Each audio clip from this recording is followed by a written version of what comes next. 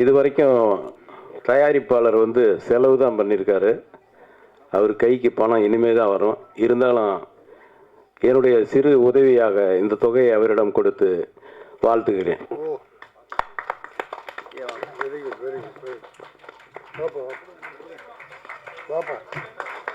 வாழ்க வாழ்க.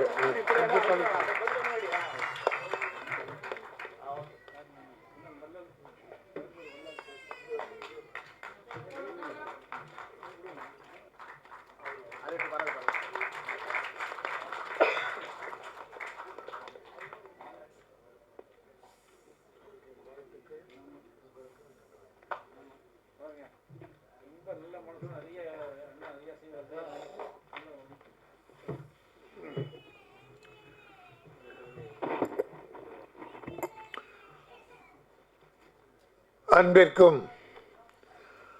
மரியாதைக்கும் உரிய இரவினில் ஆட்டம் படத்தினுடைய தயாரிப்பாளர் அருமை தம்பி சேலம் சேகர் அவர்களே, தயாரிப்பாளரின் மனம் கோணாமல்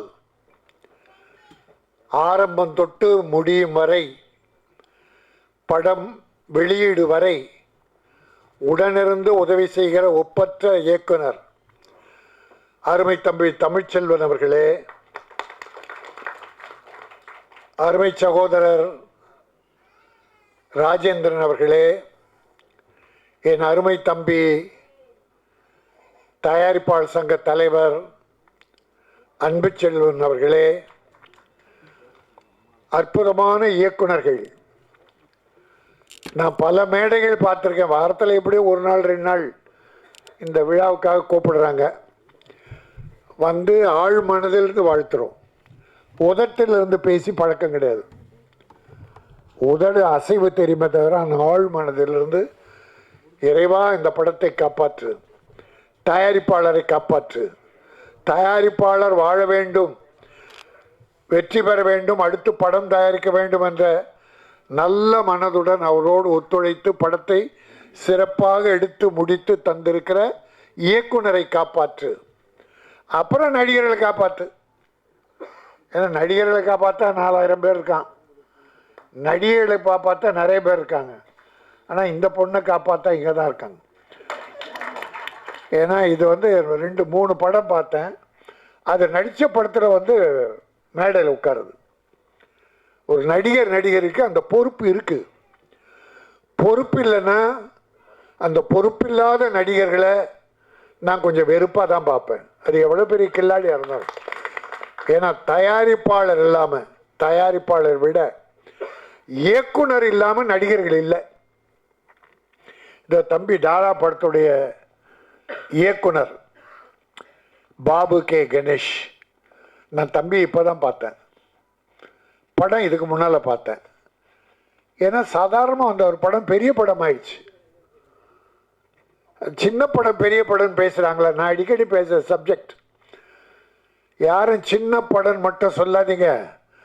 5 கோடியில் ஒரு படம் தயாரித்து 50 கோடி வசூல் பண்ணது இல்லையா, அதுதான் பெரிய படம். 100 கோடியில் தயாரித்து 50 கோடி லாஸ்ன்றான் பார். அது எவ்வளோ பெரிய ஹீரோ இருந்தாலும் அது கேவலமான படம். படம் என்பது பணம் செலவு பண்ணுறதில் பெரிய பட்ஜெட் சரி அதில் இல்லை. சின்ன முதலீடு பண்ணி கதைக்கு முக்கியத்துவம் கொடுத்து நடிகர்களையும் தொழில்நுட்ப கலைஞர் அற்புதமாக வேலை வாங்கி அந்த படத்தை வெற்றி படமாக்கிற இயக்குனர்கள் கையில் இருக்கு. நான் அதனால தான் இயக்குனர்களே நீங்களும் வளரணும். எப்போ வளருவாங்க? தயாரிப்பாளரை காப்பாற்றிட்டா வளருவாங்க. தயாரிப்பாளர் போயிட்டார், ஆனால் இயக்குனர் பெருசாகிட்டாருன்னா அது வெற்றியே கிடையாது. அந்த ஒரு சைடில் உறுத்திக்கிட்டே இருக்கும். நாம் வளர்ந்துட்டோம், ஆனால் நம்ம தயாரிப்பாளரை காப்பாற்ற முடியல. இது நடிகர்கள்கிட்ட இருக்காது. நடிகைகிட்ட இருக்கவே இருக்காது. காசு எப்போ வரும்? டப்பிங் முன்னால் எவ்வளோ வாங்கிட்டு அவர் உருவிடலாம். அதாவது நான் முன்னால் சொல்லுவேன், கோயம்புத்தூர் தம்பி சேலமே வச்சுங்க, சேகர் சேலத்திலேருந்து வரும்போது பணத்தோட காரில் வர்றார். சென்னையில் படம் எடுக்கிறார். ஏதோ 4 தம்பிகள் நடிகர்கள் வச்சு இயக்குனர் துணையோட பார்க்குறாரு, சரி நம்பிக்கை இருக்குது, இந்த தம்பியை போடலாம் அப்படின்னு அஜித் மாதிரி ஒரு ஹீரோவை போட்டாங்கன்னு வச்சுங்க. அந்த படம் வெற்றி. முதல் படம் அஜித்தால் அல்ல, அந்த இயக்குனரால். அந்த இயக்குனர் தான் அஜித்தை அறிமுகப்படுத்தினார். படம் வெற்றி. அஜித்தை தேடி போயிட்டாங்க நம்ம ஆளுங்கள்லாம், இயக்குனரை விட்டாங்க. இது இயற்கை. அஜித்துக்கு மட்டும் சொல்ல, எல்லா ஹீரோவுக்கும் சொல்கிறேன். ரஜினி சாரு பாலச்சந்தர்கிட்ட கிடைச்சார். பாலச்சந்தர் மட்டும் ரஜினியை கண்டுபிடிக்கலன்னா ரஜினி இருப்பாரான்னு தெரியாது. எந்த டைரக்டர்கிட்ட ஏதோ ஒரு களிமண், இந்த களிமண்ணை அழகிய பொம்மையாவோ, அழகிய கடவுளாவோ, அழகிய குரங்காவோ ஆக்குவது இயக்குனர். ஆகவே இங்கே எங்கள் தம்பிகள் அத்தனை பேருமே ஒரு பொறுப்புள்ள அற்புதமான தம்பிகள். இந்த பேர் இதில் எனக்கு அதான் இது ஒரு சிறப்புமிக்க விழாவாக நான் கருதுகிறேன். Mara Rajendran, LG Ravindran, CM Duraianand, KS Udayakumar hero நல்லா பண்ணியிருந்தார், அற்புதமாக பண்ணியிருந்தார். அப்புறம் நம்ம பாபு கணேஷ், தரணி ராஜேந்திரன், டென்னிஸ் மஞ்சுநாத், விநாயக் வரலன்னு நினைக்கிறேன். இந்த இயக்குனர்கள்லாம் இந்த இயக்குனருக்கும் தயாரிப்பாளருக்கும் மரியாதை கொடுத்து ஒரு சின்ன படம் ஏதோ ஆடியோ ஃபங்க்ஷன் நாம ஏன் போகணும்னு இல்லாமல் பல வெற்றி படங்கள் தந்தவர்கள் மரியாதை கொடுத்து உட்காந்துருக்காங்கன்னா ப்ரொடியூசரை மதிக்கிறார்கள் என்று பொருள்.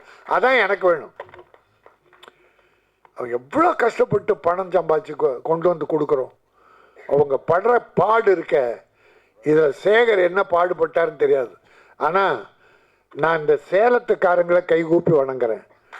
ஏன்னா சினிமாவின் கடவுளாக டிஆர் சுந்தரம், சேலம் மாடர்ன் தியேட்டரை உருவாக்கிய TR Sundaram, king of cinema. அவருக்கு இணைய யாரும் இல்லை, இன்னும் வரல. அவர் தான் ஒரு கலைஞரை கண்டுபிடிச்சார், ஒரு எம்ஜிஆரை கண்டுபிடிச்சார். அலிபாபாவும் 40 திருடர்களும் ஒரு படம் எடுக்க முடியுமா? அந்த காலத்தில் மாடர்ன் தியேட்டர் சுந்தரம். அவர் சேர் போட்டு உட்காந்தா எம்ஜிஆர் கலைஞர் எவ்வளோ பெரிய ஆளாக இருந்தாலும் கீழே தான் உட்காருவாங்களாம். சந்திரபாபு ஒண்டி தான் ஈக்குவலாக உட்காருவாராம். ஏன்னா சந்திரபாபு திமிர் அதிகம். அந்த திறமைசாலியை மாடர்ன் தியேட்டர் சுந்தரம் மதித்தார், திறமையை மதித்தார். அதனால ஈக்குவலாக எல்லாருமே மதிப்பார். எல்லாருமே அவரை கடவுளாக நினச்சாங்க. சினிமா உலகை உலகுக்கு கொண்டு போனது எல்லிஸ் டங்கன், ஒரு ஃபாரின் டைரக்டரை கொண்டு வந்து சேலத்தில் இயக்க வைத்தவர். அது ஒரு வரலாறு, மறந்து போச்சு. இன்னைக்கு என் தம்பி சேகரும் தமிழ்ச்செல்வனும் அந்த சேலம் சுந்தரின் வரிசாக நீங்கள் வர வேண்டும். ஒரு 6 படம் தொடர்ந்து தயாரிப்பாளர்களின் நன்மதிப்போடு ஒரு படம் தயாரித்து கொடுத்துருக்காருன்னா, ரிலீஸ் வரைக்கும் கூட இருக்காருன்னா, இப்படிப்பட்ட இயக்குனர்லாம் எங்களுக்கு வேணும். நீ என்ன ஒன்றா சில இயக்குனர்களுக்கு தலைகணம் ஏறிடு தம்பி. இந்த ஃபஸ்ட்டு ஸ்டார்ட் கட் சொல்கிறதுக்கு முன்னால், கேமரா முன்னால் நிற்கிறதுக்கு முன்னால் வரைக்கும் காலில் விடுறாங்க சிலர். சொல்கிறேன், உங்களுக்கே தெரியும். ஒரு 2 நாள் ஷூட் பண்ணிட்டு டைரக்டர் ஆனால் தலையில் கனம் ஏறிடுது. ப்ரொடியூசர் ஏதோ வேலைக்கார மாதிரி நினைக்கிறாங்க. அதனால தான் அவங்களாம் உருப்படாமல் போகிறாங்க. ப்ரொடியூசரை மதித்து இந்த படம் முதலீடு போட்டிருக்காரு, இந்த படம் திரும்பி அவர் கிடைக்கணும். அப்படி கிடைச்சா அவர் அடுத்து படம் தான் எடுப்பார். இங்கே பாருங்கள், ராஜேந்திரன் காயம் படம் தம்பியை வச்சு எடுத்திருக்கார். அதில் காயப்பட்டாரா இல்லையான்னு தெரியாது, ஆனால் பட்டிருப்பார், கொஞ்சம் பட்டிருப்பார். ஆனாலும் இந்த தம்பியை வச்சு நாம் அடுத்து படம் பண்ண போகிறேன்றார், அனௌன்ஸ் பண்ணுறார். இன்னைக்கு இந்த சேலம் சேகர் தயாரிப்பாருக்கு ஒரு அமௌண்ட்டை கொடுத்து, தம்பி இந்த படம் வெற்றி பெற வாழ்த்துகிறேன்னு ஆழ் மனதிலிருந்து வாழ்த்துறார். அந்த மனம் வாழ்க, நல்ல மனம் வாழ்க. நான் இவங்களெல்லாம் பாராட்டுறது தான் என் வேலை. எல்லாரும் நல்லா இருக்கணும். தயாரிப்பாளர் நல்லா இருந்தால் சினிமா நல்லா இருக்கும். பெரிய ஹீரோக்களால் இந்த சினிமா வாழலை, பெரிய ப்ரொடியூசரால் இந்த சினிமா வாழலை. அவங்க வருஷத்துக்கு 32 படம் இல்லை 35 படம் தான் எடுக்கிறாங்க, எல்லா ஹீரோ பெரிய ஹீரோ வச்சு. ஆனால் எங்கள் சின்ன ப்ரொடியூசர் 200 படத்துக்கு மேலே எடுக்கிறாங்க வருஷத்துக்கு. அப்படின்னா நாங்கள் எத்தனை ஆயிரம் தொழிலாளருக்கு வேலை கொடுக்குறோம். ஆனால் பெரிய தம்பி சொன்னாங்களே கணேஷ், சேலத்தில் படம் எடுங்க, நீ பிறந்த ஊரில் எடுத்து அங்கே இருக்க இளைஞர்களை உருவாக்கு, அப்படி நல்ல மனசோடு சொன்னீங்களே. இப்போ இங்கே இருக்கிற ஹீரோவுக்கு யாருக்காவது அக்கறை இருக்கா? தன்னை வாழ வைத்த சினிமா சென்னை.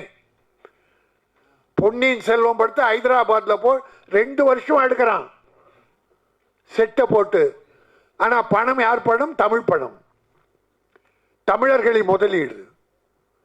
பாம்பே போய் ரஜினி படம் 2 படம் பாம்பே, தொழிலாளி யார் அங்க? முதலீடு யாருது? சென்னை, தமிழ்நாடு. படம் ரிலீஸ் ஆனால் கொட்ட வேண்டியது தமிழ் படம்.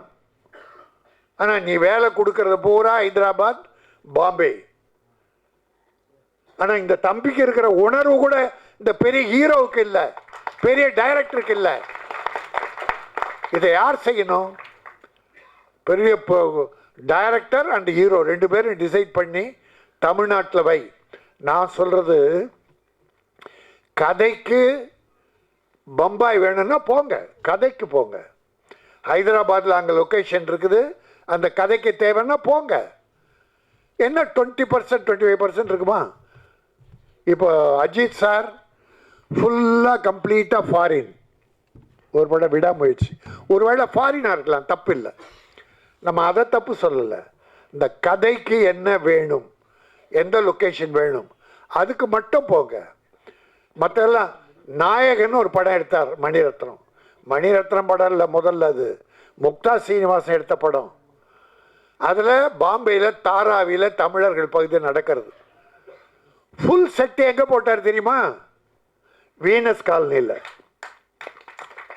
வீனஸ் காலனியில் போட்டு மொத்த படம் 70-80% இங்கே எடுத்துட்டு 20% தான் பாம்பே.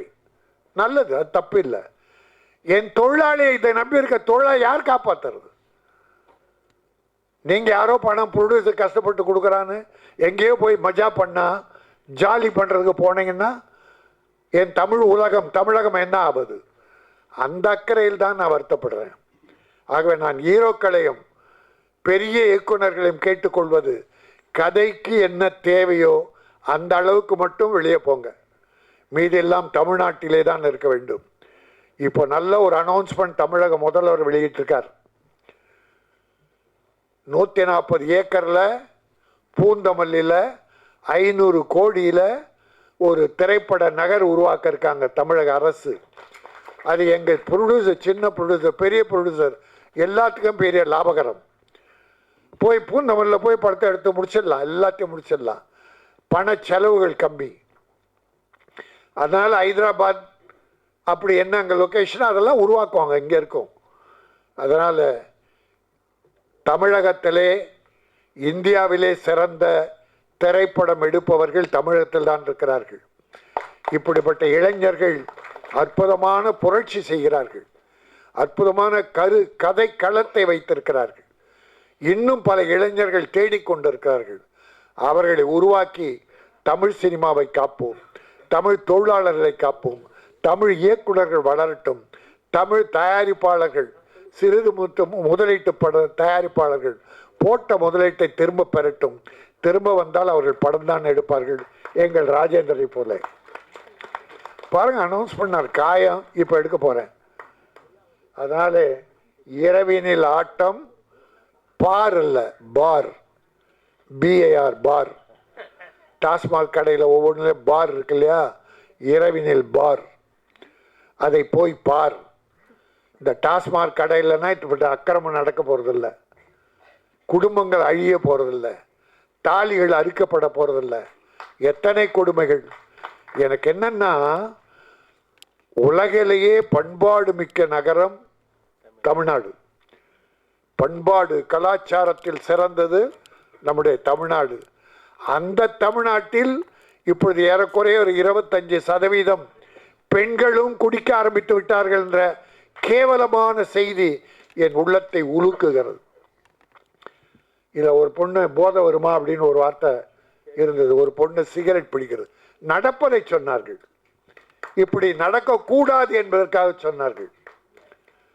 அதை எப்பவுமே சில நடக்கிறத சொல்லி இதனால் என்ன தவறு என்று சொல்லுவதுதான் படம். அதை தம்பி அற்புதமாக சொல்லியிருக்கிறார். ஆகவே நான் பெற்றோர்களையும் பெரியோரையும் கேட்டுக்கொள்கிறேன், குழந்தைகளை கண்காணியுங்கள், அதில் குறிப்பாக பெண்களை கண்காணியுங்கள். இந்த செல்போன் வந்த பிறகு பெண்கள் அதிகம் கெட்டுவிட்டார்கள், இளைஞர்களும். ஒரு கவிஞன் எழுதினான், செல்லம் கொடுத்து வளர்த்த பெண்ணை செல்லம் கொடுத்து வளர்த்த பெண்ணை அப்பா செல்போன் வாங்கி கொடுத்து கெடுத்தார். அப்பா செல்போன் வாங்கி கொடுத்து கெடுத்தார். ஒரு வீட்டில் அப்பா அம்மா ஒரு பையன் பொண்ணு 4 பேர். 4 பேர் கையிலும் செல் இருக்கு. 4 செல்ல ரிங் அடிக்குது. அப்பா பெட்ரூமுக்கு ஓடுறாரு, அம்மா சமையல் ரூம் ஓடுறாங்க, பொண்ணு மாடிக்கு போகுது, பையன் தெருவுக்கு போகிறான். இவன் பேசுறது அவங்களுக்கு தெரியக்கூடாதான், அவன் பேச இவங்களுக்கு தெரியக்கூடாதான். எப்படி உருப்படும் குடும்பம்? குடும்பம் உருப்படலைன்னாக்கா நாடு போச்சு. அதாவது மனைவி சமையல் ரூமில் இருக்கா, அங்கேருந்து ஒரு 50 அடியில் பெட்ரூம் இருக்குது. புருஷன் பெட்ரூமில் ஒரு அர்ஜென்ட்டாக ஃபோன் போட்டு மனைவியை கூப்பிட்றாரு. ஃபோன் போட்டால் ஃபோனில் என்ன வருது? நீங்கள் தொடர்பு கொள்பவர் தொடர்பு எல்லைக்கு வெளியே இருக்கார். கிட்ட தான் ஒரு 100 அடி வெளியே இருக்கார். ரைட், கட் பண்ணான். மறுபடியும் போட்டான், நீங்கள் தொடர்பு கொள்பவர் வேறொருவருடன் தொடர்பில் இருக்கிறார். இப்போ தொடர்பு எல்லைக்கு வெளியே இருந்தாங்களா, இப்போ வேறொருவன். அப்போ புருஷன் என்ன நினைப்பான்?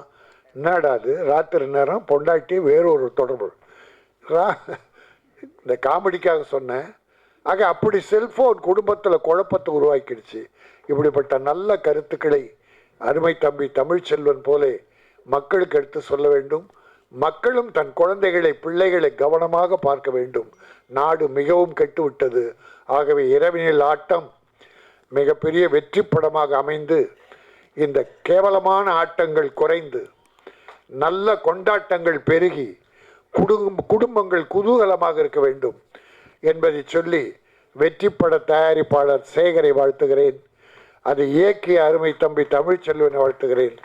வாழ்த்து வந்த அத்தனை அருமை இயக்குநர்களையும், வளரும் நாளைய இயக்குநர்கள் நீங்கள். ஒரு லோகேஷ் கனகராஜ் மாதிரி பல சகோதரர்கள் வர வேண்டும். வினோத் மாதிரி பல சகோதரர்கள் வர வேண்டும். உங்களை நான் வாழ்த்துகிறேன். நன்றி, வணக்கம்.